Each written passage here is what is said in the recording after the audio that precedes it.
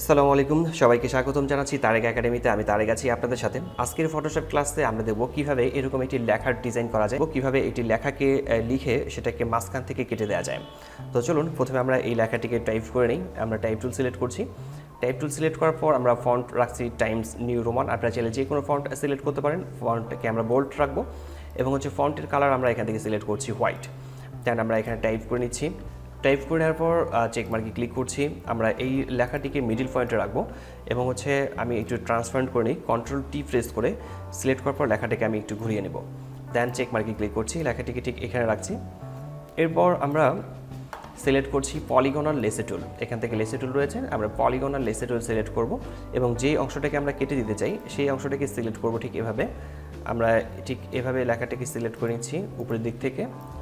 Selection করে নেওয়ার পর আমরা সরাসরি ক্লিক করছি এখান থেকে লেয়ার মার্কসে ক্লিক করে নেব।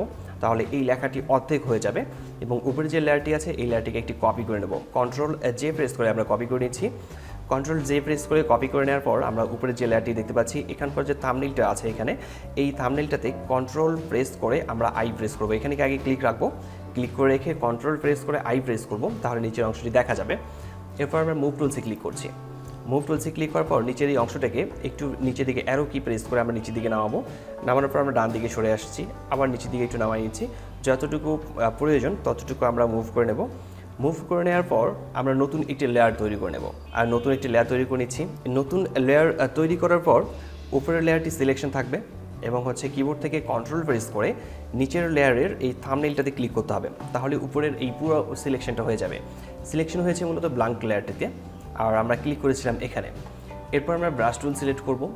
ব্রাশ টুল সিলেক্ট করার পর ফরগ্রাউন্ড কালার আমরা এখান থেকে সিলেক্ট করছি ব্ল্যাক কালার নেওয়ার পর ওকে।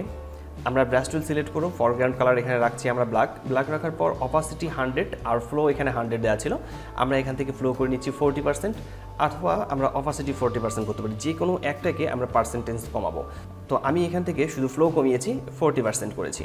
তো দেন আমরা ব্রাশটিকে এখানে মাঝামাঝি দিকে রাখবো। ব্রাশটি যেন অর্ধেক উপরের দিকে থাকে, আবার অর্ধেক যেন নিচের দিকে থাকে।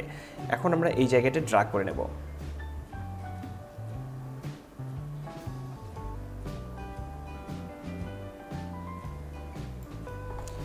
এটা ড্র্যাগ করে নেওয়ার পর কিবোর্ড থেকে কন্ট্রোল প্রেস করে ডি প্রেস করে আমরা ডিসিলেক্ট করে নিচ্ছি।